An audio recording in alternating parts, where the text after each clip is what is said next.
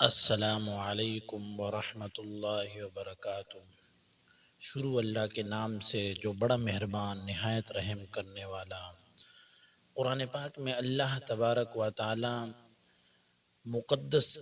کتاب میں بے شمار لوگوں اور قوموں کی ہلاکت و تباہی کے واقعات موجود ہیں۔ اس مقدس کتاب کو پڑھنے سے پتہ چلتا ہے کہ اللہ تبارک و تعالی نے کیسی کیسی نامور اور قوموں کو ان کے گناہوں کے سبب تباہ و برباد کر دیا اور صفائے ہستی سے مٹا دیا،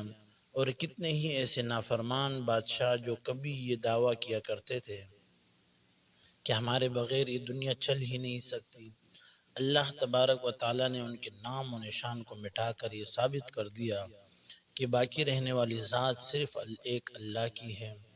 اور وہ اللہ عز و جل کی ذات جو ہمیشہ سے ہے اور ہمیشہ رہے گی۔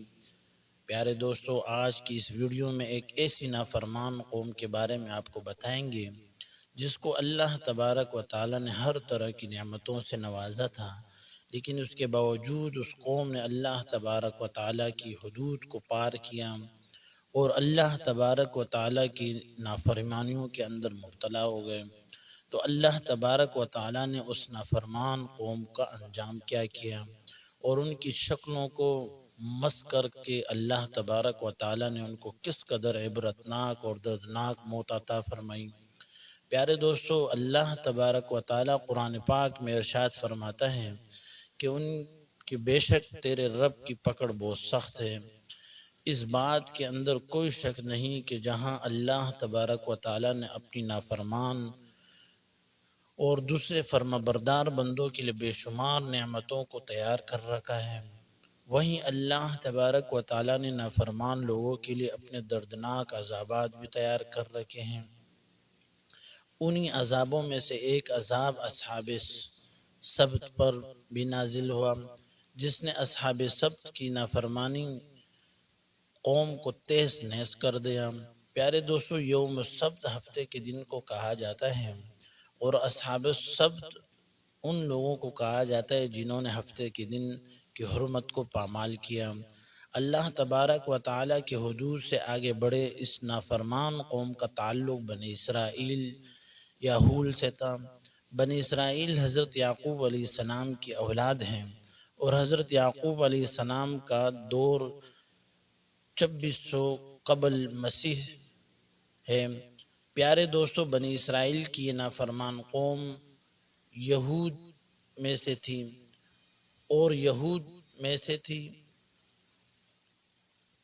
لہٰذا بنی اسرائیل کی یہ نافرمان قوم یہودیوں میں سے تھی، اور ان کے لیے بھی اللہ تبارک و تعالی نے جمعے کا دن خاص عبادت کے لیے مقرر فرمایا تھا، لیکن حضرت موسیٰ علیہ السلام کے دور میں یعنی 1800 قبل مسیح یہودیوں نے حضرت موسیٰ علیہ السلام کے سامنے اس بات پر اصرار کیا کہ ان کی عبادت کے لیے جمعے کے بجائے ہفتے کا دن مقرر کیا جائے جس کے اندر وہ اللہ تبارک و تعالی کی عبادت کریں۔ حضرت موسیٰ علیہ السلام نے یہودیوں کی یہ بات سن کر ان کو بہت سمجھایا، لیکن وہ اپنی اس ضد سے باز نہ آئے۔ اس طرح جب اس قوم کا اصرار حد سے زیادہ بڑھ گیا تو بالآخر ان کے لیے ہفتے کا دن عبادت کے لیے مقرر کیا گیا۔ یہی وجہ ہے کہ آج بھی یہودیوں کے نزدیک ہفتے کا دن مقدس مانا جاتا ہے۔ پیارے دوستو، ہفتے کا دن چونکہ اللہ تبارک و تعالی کی عبادت کے لیے مخصوص کر دیا گیا، لہٰذا اس روز اللہ تبارک و تعالی کی عبادت کے علاوہ بنی اسرائیل کوئی کام کرنے کی اجازت نہ تھی۔ لہٰذا اس طرح تمام یہودی پورے 6 دن اپنے کاروبار اور کام کاج میں گزارتے ہیں، اور ہفتے کا دن اللہ تبارک و تعالی کی عبادت میں گزارتے ہیں۔ پیارے دوستو، اصحاب سبت بحیرہ احمر یعنی ریڈ سی اور کوہ طور پہاڑ کے درمیان ایک بستی تھی جس کو کیلا کہا جاتا تھا۔ اس بستی کے اندر آباد تھے۔ یہ بستی اس مقام پر واقع تھی جہاں آج کل اسرائیل کی بندرگاہ ہلاد موجود ہے۔ اس کے قریب ہی اردن کے مشہور بندرگاہ عقبہ واقع ہیں۔ بنی اسرائیل کے زمانے عروج میں یہ جگہ ایک بہت بڑا تجارتی مرکز تھی، جہاں پر مچھلیوں کے خرید و فروخت کا کام ہے ایک بہت بڑے پیمانے پر کیا جاتا تھا۔ اعلیٰ نامی اس بستی میں رہنے والے لوگوں کا گزر اور اوقات مچھلیوں کی خرید و فروخت پر ہوتا تھا۔ یہ لوگ پورے 6 دن مچھلیاں پکڑتے اور ہفتے کے دن اللہ تبارک و تعالیٰ کی عبادت کرتے۔ اللہ تبارک و تعالیٰ کا اس قوم پر یہ خاص کرم تھا کہ اللہ تبارک و تعالیٰ ان کو ہر طرح کی نعمتوں سے نوازتا، لیکن اس کے باوجود یہ قوم آہستہ آہستہ اللہ تبارک و تعالیٰ کی نافرمانیاں کرنے لگی۔ اللہ تبارک و تعالیٰ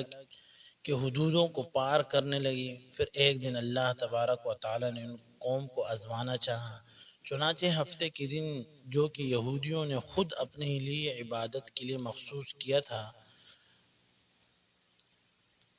تو مخصوص کرنے کے ساتھ جب انہوں نے مخصوص کیا، اپنے لیے مقرر کیا، اس دن اللہ تبارک و تعالیٰ کے حکم سے ہفتے کے دن مچھلیاں بہت زیادہ کنارے پر آتی اور باقی 6 دنوں میں مچھلیاں دور بہت زیادہ کنارے پر آتی، تو ان کو شکار کرنے سے منع فرمایا تھا۔ ہفتے کے دن کا شکار اللہ تبارک و تعالیٰ نے ان کے لیے حرام قرار دیا تھا۔ اس نام پر مان کر قوم اللہ تبارک و تعالیٰ نے یہ آزمائش رکھی کہ ہفتے کے دن مچھلیاں بہت زیادہ کنارے پر اتر آتی اور باقی 6 دنوں میں مچھلیاں زمانے والے لوگ مچھلیوں کو پکڑنے نہیں آتے۔ اللہ تبارک و تعالیٰ کا صحابی اصحاب صفت کو دیکھنا چاہتا تھا کہ میں نے اس قوم کو اتنی زیادہ نعمتوں سے نوازا، کیا یہ قوم میری فرما برداری کرتی ہے یا میری نافرمانی کرتی ہے؟ چنانچہ اللہ تبارک و تعالیٰ کی اس حکم کے بعد یہ لوگ کچھ دن برداشت کرتے رہے، لیکن پھر آخر کار تنگ آ کر اللہ تبارک و تعالیٰ کی نافرمانی کرنے لگ گئے اور ہفتے کے دن شکار کرنا شروع کر دیا۔ پھر آخر کار ایک دن شیطان ان کے سامنے آیا اور ان کو جب یہ بتانے لگا کہ اگر تم ہفتے کے روز شکار کرنا چاہتے ہو اور تم لوگ یہ چاہتے ہو کہ تم لوگ شکار بھی کرو اور تم لوگ گناہگار بھی نہ بنو، تو تم لوگوں کو میری بات ماننی پڑے گی۔ شیطان کی بات سن کر لوگ بہت خوش ہوئے اور اس سے کہنے لگے کہ بتاؤ ہمیں کیا کرنا پڑے گا؟ چنانچہ شیطان نے ان کو یہ مشورہ دیا کہ سمندر کے کنارے پر بڑے بڑے گڑھوں کو کھود لو اور سمندر سے نالیاں نکال کر ان گڑھوں میں ڈال دو۔ جب ہفتے کے دن مچھلیاں کنارے پر آئیں گی تو ان نالیوں کے ذریعے ان گڑھوں میں قید ہو جائیں گی۔ اس طرح جب یہ گڑھا مچھلیوں سے بھر جائے گا تو اس کے منہ بند کر دینا اور اتوار والے دن تم لوگ یہ مچھلیاں نکال لینا۔ اس طرح ہفتے کے دن تم لوگ شکار کرنے سے بھی بچ جاؤ گے اور تم لوگ مچھلیاں بھی مل جائیں گی۔ چنانچہ اس یہودی قوم کو یہ مشورہ بہت اچھا لگا اور اس قوم نے شیطانی ہیلے پر عمل شروع کر دیا۔ اس طرح ان یہودیوں نے سمندر کے کنارے پر بڑے بڑے حوض کھودیے اور سمندر سے بڑی بڑی نالیوں کو نکال کر ان گڑھوں میں ڈال دیا، جن نالیوں کے ذریعے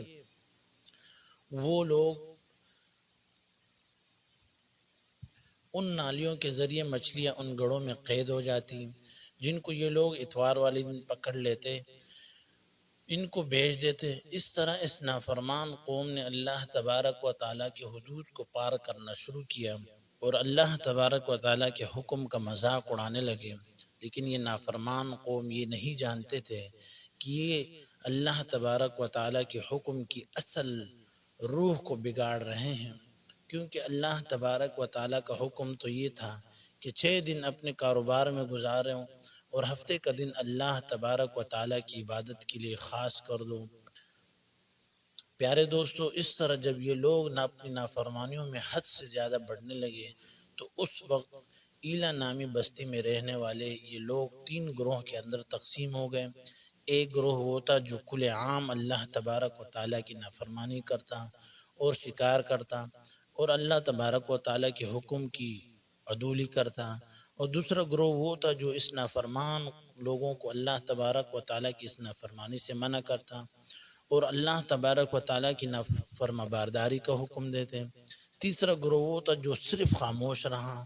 یہ لوگ نہ ان کو اس برائی سے منع کرتے اور نہ ہی ان کو یہ کام کرنے کا حکم دیتے، بلکہ جو گروہ اس نافرمان قوم کو اس گناہ سے منع کرتا تھا یہ ان کو بھی کہتے اس نافرمان لوگوں کو سمجھانے کا کوئی فائدہ نہیں، اللہ تبارک و تعالیٰ کے حکم کو ماننے کے لیے تیار نہیں۔ پیارے دوستو، اس طرح جب نافرمان لوگ سمجھانے کے باوجود بھی اپنے اس گناہ سے باز نہ آئے تو اس بستی میں رہنے والے فرما بردار لوگوں نے اس نافرمان لوگوں کے درمیان ایک دیوار کھڑی کر دی۔ اس طرح یہ بستی دو حصوں میں تقسیم ہو گئی، ایک طرف یہ نافرمان قوم رہتی اور دوسری طرف وہ لوگ جو فرما بردار تھے۔ اس طرح ان لوگوں نے اپنے آپ کو اس نافرمان قوم سے الگ کر لیا، کہیں ہم پر بھی اللہ تبارک و تعالیٰ کا عذاب نازل نہ ہو جائے، اور جو ان پر عذاب نازل ہوگا تو ویسا نہ ہو ہم پر بھی نازل ہو جائے۔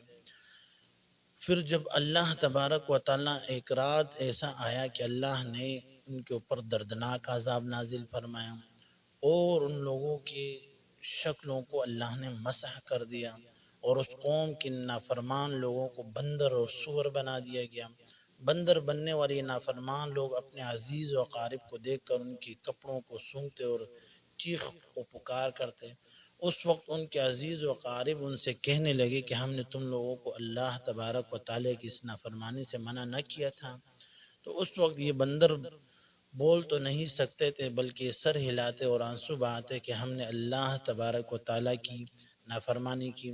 اس نافرمانی کی وجہ سے اللہ تبارک و تعالیٰ کا یہ دردناک عذاب ہم پر نازل ہوا۔ پھر آخرکار بندر بننے والی نافرمان لوگ 3 دن تک زندہ رہے، اور 3 دن کے بعد اللہ تبارک و تعالیٰ نے ان تمام لوگوں کو ہلاک کر دیا اور ان کے نام و نشان کو صفحہ ہستی سے مٹھا دیا۔ اللہ تبارک و تعالیٰ سے دعا ہے اللہ تبارک و تعالیٰ ہمیں بھی سیدھے راستے پر چلنے کی توفیق نصیب فرمائے۔